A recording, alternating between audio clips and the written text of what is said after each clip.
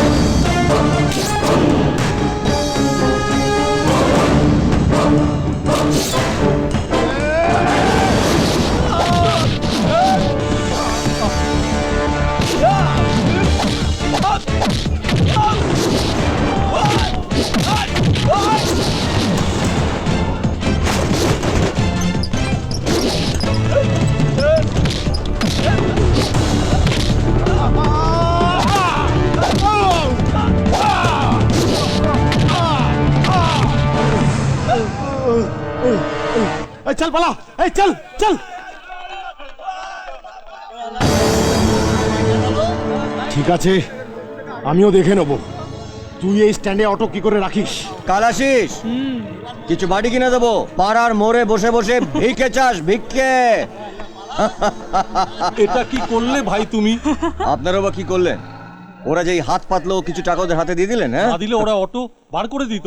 ওরা থানার বড়বাবুর সঙ্গে কথা বলে অটো স্ট্যান্ড করে দিয়েছি। তাই তো আমরা প্রত্যেক সপ্তাহে ওদের 50 টাকা করে দিই। এটা কি বড়বাবুর জায়গা নাকি যে প্রত্যেক মাসে আমাদের ভাড়া দিতে হবে? তুমি নতুন এসেছো দাদা, জানো না কি সাংঘাতিক এরা। আর আমি একা এতগুলো লোককে পিটলাম, তারপরে বলবো ওরা সাংঘাতিক? ওরা এতক্ষণে বোধহয় থানায় চলে গেছে। যাবো তো নিশ্চয়ই, কিন্তু মুকুন্দপুরের ভাড়া কত সেটা তো বলতে পারবো না। তাহলে স্ট্যান্ডে তো আর কোনো অটো নেই। কিন্তু আপনি তো এর আগেও মুকুন্দপুরে গেছেন। গেছি মানে? আমি তো মুকুন্দপুরেই থাকি। আপনি তো জানেন যে ভাড়া কত। হ্যাঁ, আমি ওই 20 টাকা করে দিই।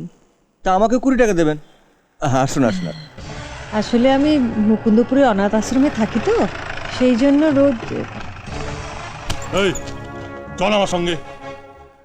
কোথায় যাব? থানায়, বড়বাবু ডেকেছে। তোমার বড়বাবুকে গিয়ে বলো যে থানায় আমি পরে আসবো। এখন আমি দিদিমণিকে নিয়ে অনাথ আশ্রমে যাচ্ছি। আসুন। ব্যাস ব্যাস ব্যাস, এখানে এই নিন 20 টাকা আছে। কাল স্ট্যান্ডে থাকবেন, আমি আসবো।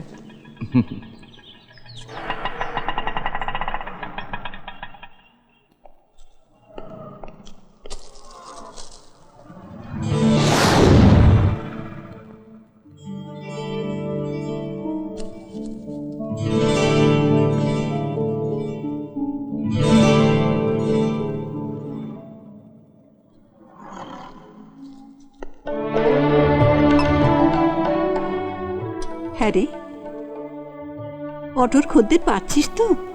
হ্যাঁ মা, পথে ঘাটে এত লোক বেড়ে গেছে। বর্দা, তুই বলেছিলি চাকরির দরখাস্তের জন্য পোস্টাল অর্ডার কেনার টাকা দিবি। দাঁড়া, ওকে একটু শান্তিতে খেতে দে। শুধু টাকা টাকা টাকা। আচ্ছা মা, ওকে বকছো কেন? আমি ছাড়া ওদের কি আছে বলো? কার কাছে ওরা টাকা চাইবে? কত টাকা? মাসে 1000 টাকা করে না পেলে ওই অটো স্ট্যান্ড আমি তুলে দেব। তোদের ওই নতুন অটোওয়ালা তোদের বাঁচাতে পারবে না। আপনি স্ট্যান্ড তুলে দেবার কে? ওই জায়গাটা কি আপনার কেনা জায়গা? ওই তুই কে? পারমিশন না নিয়ে আমার চেম্বারে ঢুকে পড়লি কেন? আমি ওই অটোওয়ালা রতন, যাকে তুলে আনার জন্য আপনি পুলিশ পাঠিয়েছিলেন। ও, তুই সেই হারামি অটোওয়ালা? স্যার, আমি কিন্তু ভদ্রলোকের ছেলে। চুরি জোচ্চুরি তোলাবাজি না করে পেটের দায়ে অটোরিকশা চালাই। আমার সঙ্গে খিস্তি দিয়ে কথা বললে আমিও কিন্তু খিস্তি দিয়ে কথা বলবো। আমরা এই গরিব মানুষগুলো রাত দিন খেটে যে টাকাটা রোজগার করি, ওই চেয়ারে বসে সেই টাকায় ভাগ বসাতে আপনার লজ্জা করে না? আপনি রাস্তায় ভিখারিদেরকে দেখেননি কিরম করুণ চোখে ভিক্ষে চায়? আপনিও আজ থেকে করুণ চোখে ভিক্ষে চাইবেন। গলা চড়িয়ে ভিক্ষে চাইলে কেউ কি ভিক্ষে দেয়? এই, মুখ সামলে কথা বল, নইলে ঘাড় ধরে লকাপে ঢুকিয়ে দেবো। এমন কোনো মায়ের লাল জন্মায়নি যে আমার এই ঘাড় ধরতে পারে। এবারে বলুন যে কেন আমাকে লকআপে ঢোকাতে চাইছেন? যদি মনে করি যে আমি সত্যি কোনো অন্যায় করেছি, তাহলে আমি নিজেই লকআপে ঢুকে যাব। এখন আমাকে লকআপে ঢোকালে কাল বেলা 12টার সময় আপনাকে আমায় কোর্টে হাজির করতে হবে। আর কোর্টে কাঠগোড়ায় দাঁড়িয়ে আমি চিৎকার করে বলবো, ধর্মাবতার, ঈশ্বরের বাচ্চা পুলিশ অফিসার আমার কাছে ঘুষ চেয়েছিল, আর আমি ঘুষ দিইনি বলে আমাকে লকআপে পুরে দিয়ে। তোর সাহস তো কম নয়, তুই এই থানার মধ্যে দাঁড়িয়ে আমাকে শুয়োরের বাচ্চা বলছিস? হ্যাঁ, থানায় দাঁড়িয়ে কোথায় বলছি? শুয়োরের বাচ্চা বলবো তো কোর্টে দাঁড়িয়ে, যেখানে আরো অনেক লোক শুনতে পাবে। থানায় দাঁড়িয়ে আমি তো ভদ্রভাবে কথা বলছি। আপনি তো আমাকে হারামির বাচ্চা বললেন। আপনি গুরুজন, আপনি যা শেখাবেন ছোট ভাইরা তো তাই শিখবে। আপনি আমাকে আরেকবার হারামি বলুন, আমিও আপনাকে হারামি বলবো এই সবার সামনে দাঁড়িয়ে। এবার বলুন স্যার, কাল কোর্টে যাওয়ার জন্য লকআপে ঢুকবো, না 2-4 টাকা ধান্দা করার জন্য অটো নিয়ে রাস্তায় নামবো? ঠিক আছে, আমিও দেখব কাল থেকে তুই ওই অটো স্ট্যান্ডে কি করে অটো রাখিস। কাল অটো স্ট্যান্ডে আমার অটোটা রাখবো, ক্ষমতা থাকলে তুলে দেবেন।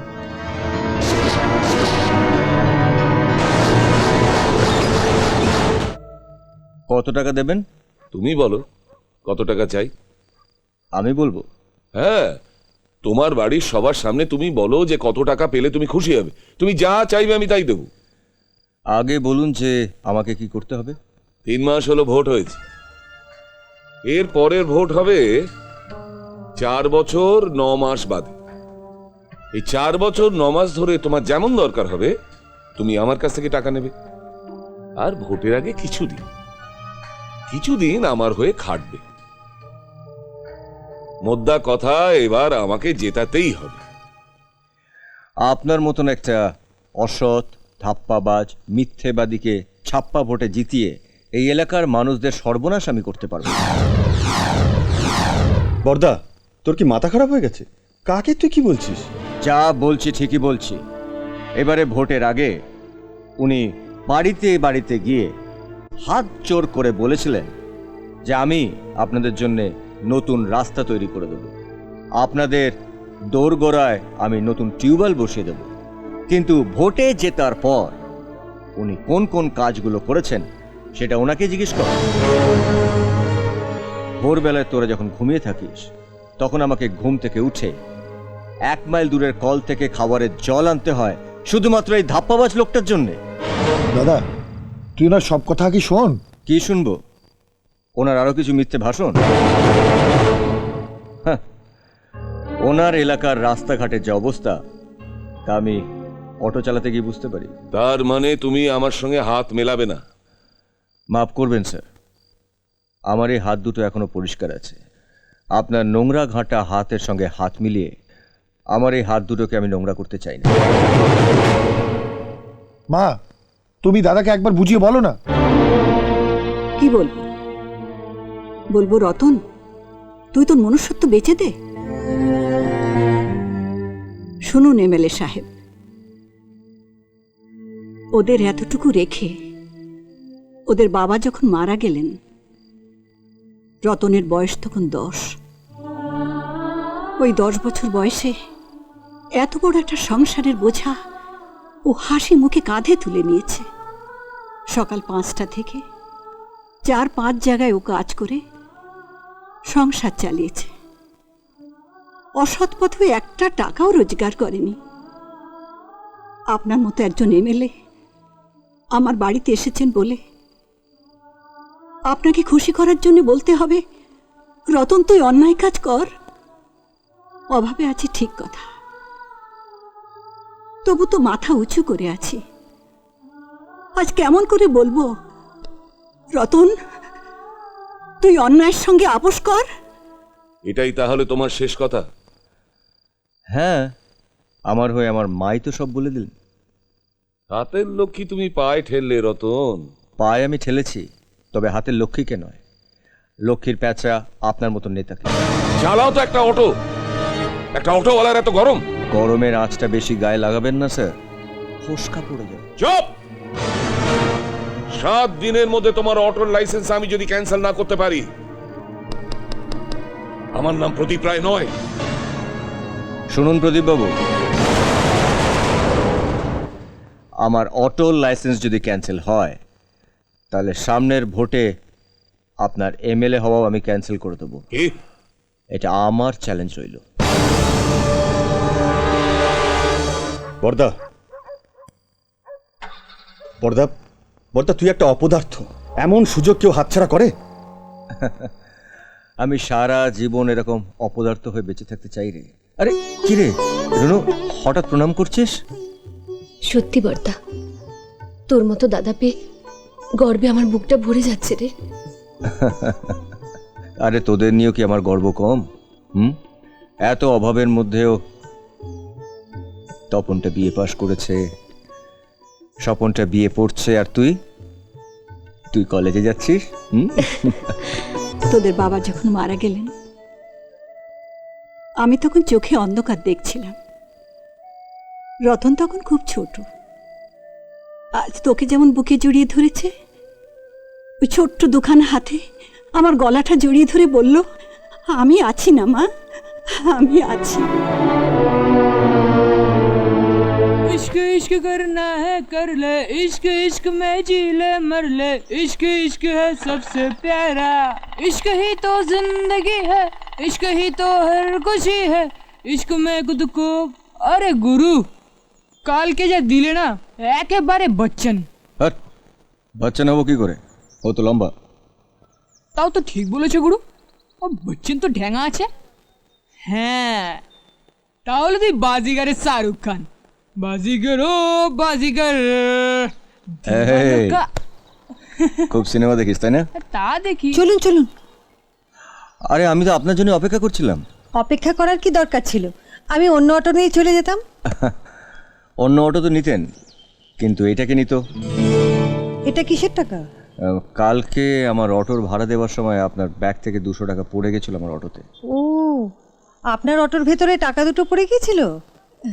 আমি তো আশ্রমে কি তন্ন তন্ন করে খুঁজেছি। নিন ধরুন। আমি তো এই টাকার আশা ছেড়েই দিয়েছিলাম। থাক, এটা আপনার কাছেই থাক।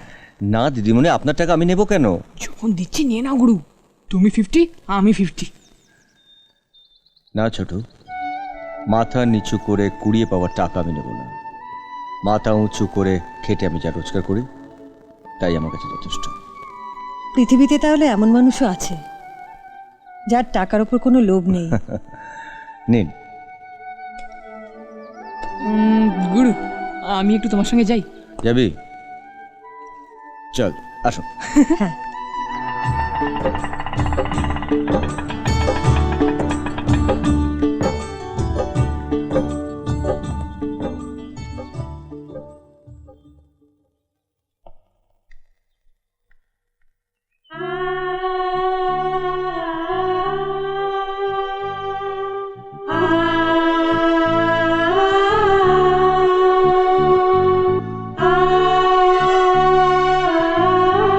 চলো না গুরু, ভেতরে যাই। গেলে কিছু ভাববে না তো? না না, কি আর ভাববে, চলো। হ্যাঁ, এখানে এখানে শুয়ে দিন। এখানে এখানে এখানে শুয়ে দিন।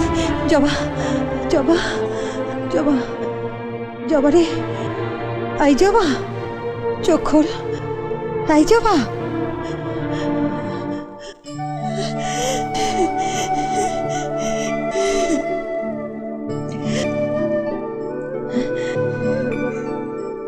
ও থ্যালাসেমিয়ায় ভুগছে। 2 সপ্তাহ অন্তর 4 বোতল করে রক্ত দিতে হয়। গত সপ্তাহে রক্ত দেওয়া হয়নি। কেন দেওয়া হয়নি কেন? আসলে এই অনাথ আশ্রমটা তো মানুষের করুণার ওপর চলে। যে মাসে ডোনেশন ঠিক মতন পাওয়া যায় না সে মাসে কি যে অসুবিধে হয়। সরকার থেকে কোনো সাহায্য পাওয়া যায় না?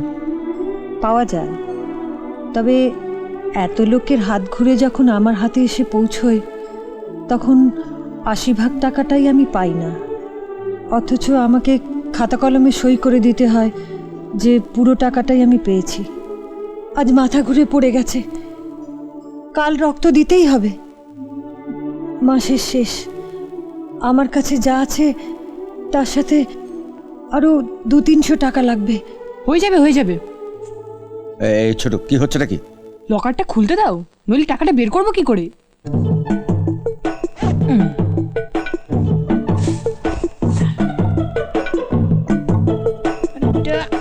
পেয়েছি পেয়েছি।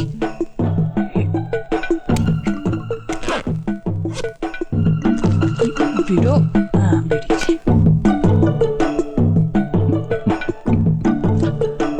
আরে বেরো না, বেরোয় না। এত টাকা তুই কোথা থেকে পেলি? গুরু, অন্ধকার থাকতে থাকতে ঘুম থেকে উঠে কত অটো স্ট্যান্ডে কত অটো মুছি জানো? প্রত্যেক অটো থেকে ৫ টাকা করে পাই। আমার রোজগার অনেক, খরচা অল্প। দুপুরে ভাত ডাল তরকারি, সপ্তাহে ১ দিন মাছ, আর রাত্রেবেলা রুটি তরকা, বাস। আর তোর সিনেমা? সিনেমা হলের দারোয়ানগুলোর সাথে আমার খুব ভালো দোস্তি হয়ে গেছে। কোনো সিনেমা হলে গিয়ে আমাকে কোনো টিকিট কাটতে হয় না, দোতলায় বাবুদের সঙ্গে বসে সিনেমা দেখি। ছোটু, আজ তোকে দেখে আমার আবার ছোটবেলার কথা মনে পড়ে যাচ্ছে। আমিও তোর মতো দিন রাত কাজ করতাম, কিন্তু তোর সঙ্গে আমার তফাৎটা এইটুকুই, আমি সারাদিন কাজ করে যে রোজগারটা করতাম সেটা আমি তুলে দিতাম আমার রক্তের সম্পর্কের মানুষগুলোর হাতে, আর তুই তোর খাটনির টাকাটা তুলে দিচ্ছিস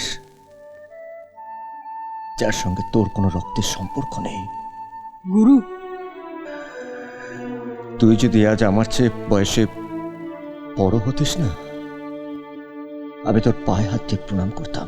গুরু দেখুন তো দিদিমণি, গুরু কি যা তা বলছে। কোথায় গুরু আর কোথায় শিষ্য? শিষ্য তো সবসময় গুরুর পায়ে।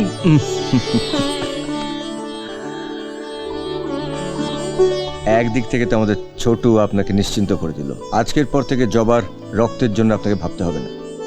জবা অনাথ, আমিও অনাথ। আজ থেকে এক অনাথের টাকায় আরেক অনাথের চিকিৎসা হবে। একজনের তো হলো, বাকিদের? যেভাবে ডোনেশনের টাকা কমে আসছে কি করে চলবে বলুন তো? তার উপর আবার কি? অনাথ ছোট ছোট ছেলে মেয়েদের জন্য জমি সমেত এই বাড়িটা অনুরাধা দেবী নামে এক মহিলা দান করেছিলেন। এই দান কোনো লেখাপড়া করে হয়নি। মাস ২ আগে অনুরাধা দেবী মারা যান। এখন ওর স্বামী দিলীপ দত্ত এই বাড়ি আর জমি ফেরত চাইছেন। এই দিলীপ দত্ত বলে লোকটি কি করেন, থাকেন কোথায়? আরে তোদের কি মাথা খারাপ হয়ে গেছে? হ্যাঁ, আমার মতো একটা সামান্য অটোওয়ালার জন্য তোরা ১৫০ টাকা দিয়ে শার্ট কিনে এনেছিস? আমার জন্য তো 2টো শাড়ি কিনে নিয়ে এসেছে। এই দুটোর দাম কত জানিস? কত? একটার দাম ২৫০, আর একটার দাম ২৮০। কি করেছিসটা কি তোরা? ওরা দুজনেই পাগলের মতো কি কাণ্ড করেছে দেখ। আমার জন্য কত দামি একটা শাড়ি কিনে এনেছে। তোদের বাবা বেঁচে থাকতেও কখনো আমি এত দামি শাড়ি পরিনি। বাবা বেঁচে নেই, কিন্তু তোমার এই 2 ছেলে তো বেঁচে আছে। আচ্ছা এবার বলতো যে এত টাকা তোরা কোথায় পেলি? এমএলএ প্রদীপদার কাছ থেকে ১৫,০০০ টাকা নিয়ে এসেছি। ১৫,০০০ টাকা? এতগুলো টাকা উনি তোদের দিলেন কেন? আমরা বলেছি যে সামনের ভোটে তুই ওনার হয়ে খাটবি, দরকার হলে বুথ দখল করবি। তোরা আমার নাম করে? কি রে, তবে যে বললি তুই একটা ভালো চাকরি পেয়েছিস, মালিক আগাম ১৫,০০০ টাকা দিয়েছে। হ্যাঁ, চাকরি তো বটেই। প্রদীপদা বলেছেন দাদা যখন রাজি হয়েছে তখন প্রত্যেক মাসে ১৫,০০০ টাকা করে দেবে। ভোট হতে এখন অনেক দেরি। তোর যদি ইচ্ছে হয় বুথ দখল করা করবি, নাহলে আমরা 2 ভাই মিলে করবো।